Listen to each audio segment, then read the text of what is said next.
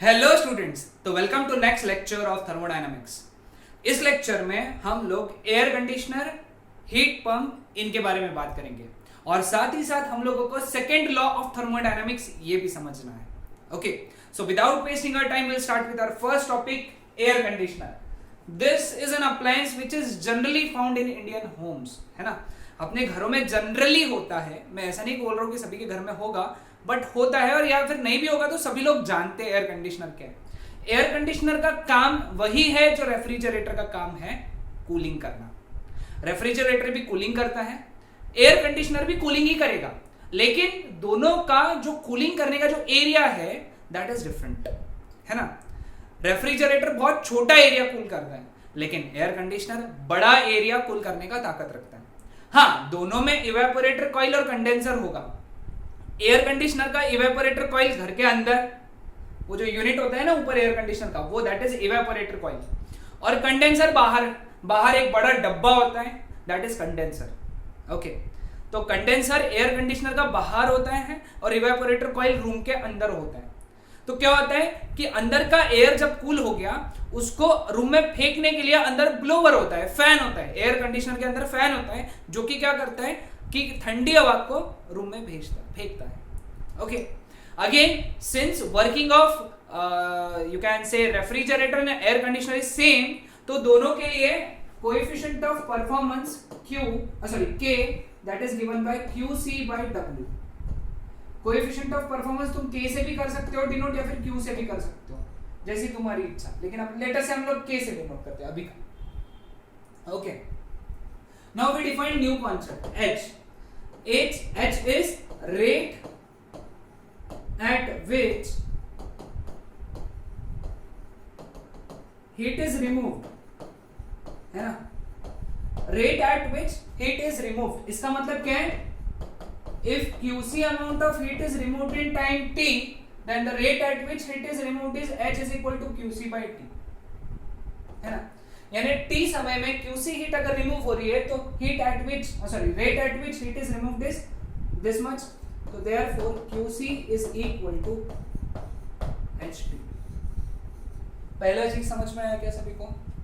हाँ, okay. Now we'll define one more thing, power required to remove heat QC, power, तो power is equal to W by T, है ना, W by T, तो therefore W is equal to PT। ये दोनों values यहां substitute करो तो therefore you get K is equal to QC यानी HT upon PT, cancel, therefore K is equal to H by P। This is another formula for coefficient of performance of air conditioner। okay, ये formula important है MCQ के लिए और CET के लिए, याद रखना। Okay, clear with this? Okay, heat pump as a name suggest, heat को पंप करना, अंदर डालना। Okay, so it is related with heat engine. सो क्या है इसका concept? Heat pump is a device which works similar to a refrigerator, that is these are heat engine working in backward direction। okay, now heat pump works like refrigerator operating inside out, यानी refrigerator के जैसा काम है लेकिन operating inside out मतलब refrigerator अंदर ठंडा करता था, बाहर गर्म करता था, है ना। बाहर का एरिया गर्म करता था, अंदर उसके ठंडा होता था। इसका उल्टा है, ये बाहर का एरिया गर्म करेगा और बाहर का एरिया ठंडा करेगा, अंदर का एरिया गर्म करेगा। तो ये अपने इंडिया में काम का नहीं है, मतलब एटलीस्ट हमारे प्लेस पे तो काम का नहीं है, क्योंकि हमारी इधर अंदर ठंडा करना जरूरी है, बाहर ऑलरेडी बहुत गर्मी है। ओके, सो बाहर हमको ठंडा नहीं करना है, अंदर करना है। तो जहाँ बहुत ठंडी जगह होती है, जहाँ पे अंदर भी बहुत ठंडी लगती है, वहाँ पे हीट पंप काम में आएगा, क्योंकि अंदर गर्म करना है, बाहर ठंडा है। Okay, now it is used to heat a building or a structure by cooling the air outside it, बाहर के एयर को कूल करके। Now in this case evaporator coil is outside, the building and absorb heat from the cold air outside, है ना। Evaporator coil अंदर था refrigerator के, air conditioner के भी अंदर था, लेकिन हीट पंप में एयर इवेपोरेटर कॉइल आउटसाइड होता है। ये याद रखना, एमसीक्यू के लिए इंपॉर्टेंट है। इवेपोरेटर कॉइल कहां होता है? हीट पंप का। Now the condenser coil is inside the building which releases the absorb heat चाहिए था ये, to the air inside and thus warming the air inside. Okay, condenser क्या करता है? अंदर होता है, तो क्या करता है? जितना भी हीट एब्जॉर्ब किया अंदर की हवा को दे देता है, और अंदर की हवा गर्म हो जाती है। उसने जितना भी गर्म किया, हीट डेवलप किया, वो अंदर की एयर को देता है, और अंदर की एयर गर्म हो जाती है। Heat to the air inside, it releases the absorbed heat, उसने जितना भी एब्जॉर्ब किया heat to the air inside and thus warming the air inside. Simple. Heat pump explain करने के लिए है 2 मार्क के लिए, तो ये सारे पॉइंट्स लिखना है। Okay, clear with this? Okay, now limitations of first law of thermodynamics, है ना। फर्स्ट लॉ ऑफ थर्मोडायनामिक्स देखा था हम लोगों ने। फर्स्ट लॉ ऑफ थर्मोडायनामिक्स ने क्या कहा था, एक बार रिवाइज कर लेते हैं और फिर उसका लिमिटेशन देख लेंगे। फर्स्ट लॉ ऑफ थर्मोडायनामिक्स ने ये कहा था कि जितनी भी हीट है, तुम अगर कोई सिस्टम को दोगे, जितनी भी हीट तुमने कोई सिस्टम को दिया, तो उसके कुछ हिस्से से वर्क होगा और बचा हुआ हिस्सा, कुछ हिस्से से इंटरनल एनर्जी बढ़ेगी। पहले इंटरनल एनर्जी बढ़ेगी, और अगर कुछ हिस्सा बच गया, इंटरनल एनर्जी बढ़ गई पूरी, और कुछ हिस्सा बच गया, तो उससे वर्क होगा। ये हम लोगों ने देखा था। अब आज हम लोग देखेंगे उसके लिमिटेशन। ओके, तो देखो, it does not tell whether any particular process can actually occur or not, है ना। ये हमको फर्स्ट लॉ ऑफ थर्मोडायनामिक्स ये नहीं बताएगा कि कोई प्रोसेस होगा कि नहीं होगा, सिर्फ वो इतना बताएगा कि इसको इतना हीट दिया तो इतना इंटरनल एनर्जी बढ़ेगा और इतना वर्क होगा। लेकिन ये नहीं बताएगा कि वो प्रोसेस वहां होने वाली है कि नहीं है, उसका फिजिबिलिटी नहीं बता रहा है कि वो होगा कि नहीं होगा। ओके, जैसे एग्जांपल बता दो, देखो, according to first law of thermodynamics, heat may on its own flow from an object at higher temperature to one at lower temperature, as well as it can flow from an object at lower temperature to the one at higher temperature. Okay, यानी उसने ये नहीं बोला है कि heat flow होगा, उसने सिर्फ इतना बताया कि हीट फ्लो होने वाला है, लेकिन वो ये नहीं बताएगा कि कहां से कहां। ओके, उनका बोलना है it may flow from higher to lower, it may flow from lower to higher.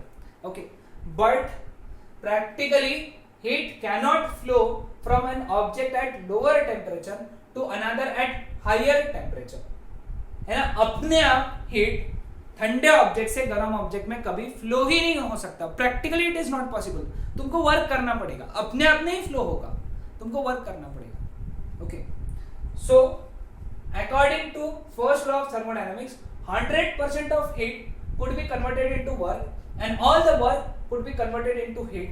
This is practically impossible. ऐसा नहीं हो सकता. There is always some loss, है ना? There is always some loss. Okay. First law क्या बोलते हैं? सारा हीट वर्क में कन्वर्ट होगा, सारा वर्क हीट में कन्वर्ट होगा। Work heat, heat work. लेकिन प्रैक्टिकली ऐसा नहीं होता है। बस यही चीज को समझ के सेकेंड लॉ ऑफ थर्मोडायनेमिक्स आया। ये बेसिस था सेकेंड लॉ ऑफ थर्मोडायनेमिक्स का। क्या कि यहां पे फर्स्ट लॉ फेल हो गया तो हम जन्म हुआ सेकेंड लॉ ऑफ थर्मोडायनेमिक्स का। तो ये हो गए limitations of first law of thermodynamics. अब limitations of heat engine gave rise to second law of thermodynamics. क्या है हीट इंजन का लिमिटेशन? हीट इंजन का कंसेप्ट क्या है? वो क्या करता है? QH amount of heat absorb करता है ना, वर्किंग सब्सटेंस, उससे वर्क होता है और बचा हुआ हीट QC कोल्ड रिजर्वायर को दिया चला जाता है। It is not always possible that all the heat absorbed from hot reservoir is getting converted into work. सभी के पूरी की पूरी हीट वर्क में कन्वर्ट नहीं होगी। ये लिमिटेशन है। ओके, ये लिमिटेशन है। ओके, कैसे? देखो, अब सपोज एक ऑब्जेक्ट है A और एक ऑब्जेक्ट है B। Okay, A object h height पे है, B ऑब्जेक्ट h/2 हाइट पे है।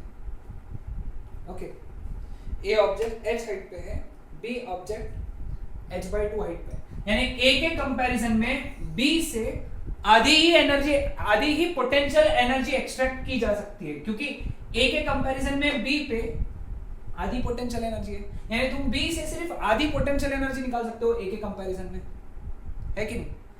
क्योंकि ऑलरेडी बी h/2 हाइट पे ना, ए h हाइट पे था, बी h/2 हाइट पे था, यानी ए से बी में सिर्फ half energy can be, half of the energy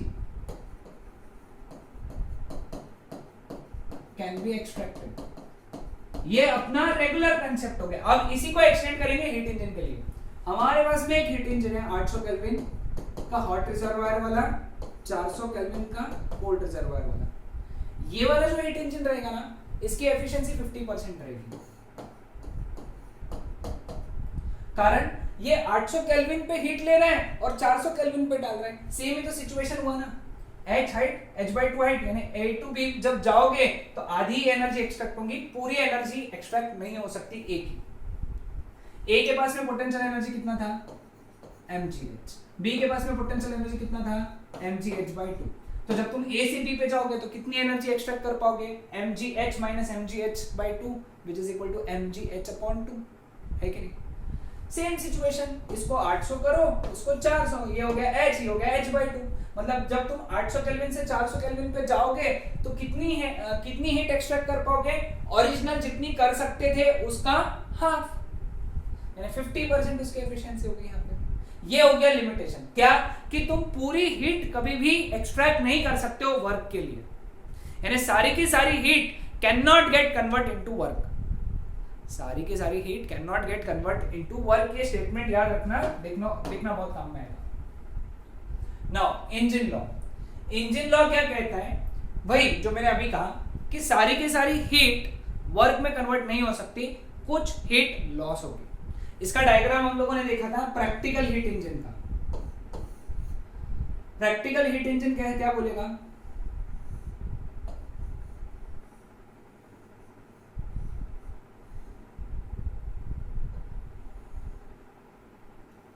ये थोड़ा ज्यादा बना है ना,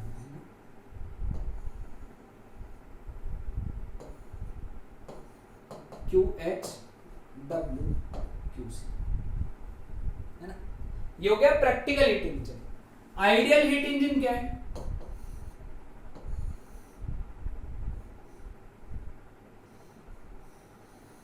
ऐसा QH W, यानी सारी की सारी हीट वर्क में कन्वर्ट हो रही है। This is ideal. हीट का कुछ हिस्सा वर्क हो रहा है, जो वेस्ट हो गया QC हम लोगों ने कोल्ड रिजर्वायर को दिया। ये हो गया इंजन लॉ, है कि नहीं? कितना आसान है engine law. Energy flow diagram of perfect and practical refrigerator, है ना? अब पहले प्रैक्टिकल रेफ्रिजरेटर, ओके, ये क्वेश्चन आ सकता है 2 मार्क के लिए।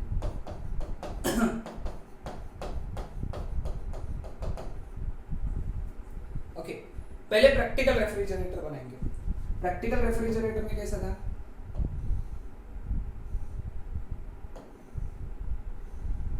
ऐसा है ना, एरो।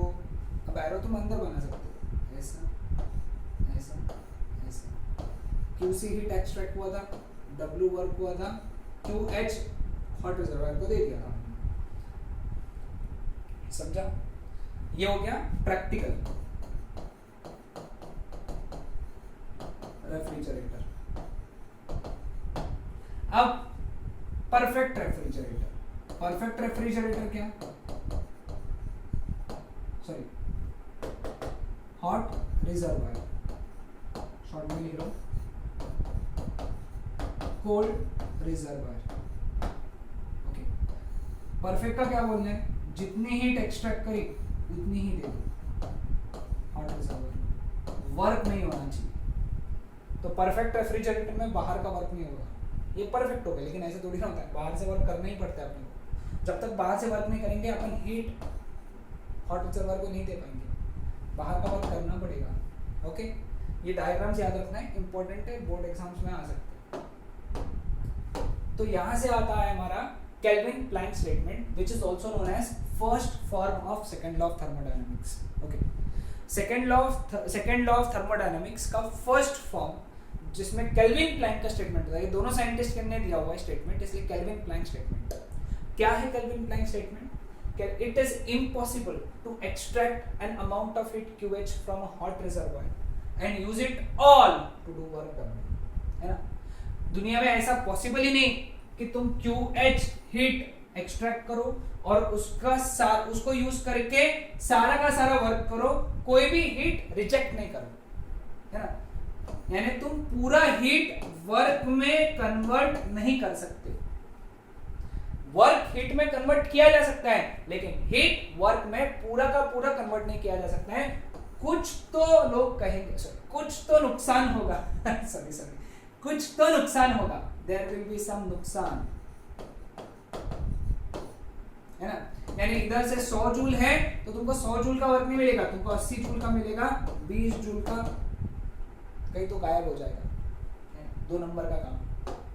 ठीक है, चलो आगे बढ़ो। Some amount of heat QC must be exhausted to a cold reservoir, कुछ तो देना पड़ेगा cold reservoir को QC। हाँ, दूसरा स्टेटमेंट क्लॉसियस स्टेटमेंट, जिसको हम लोग सेकंड फॉर्म ऑफ थर्मोडायनामिक्स कहते हैं।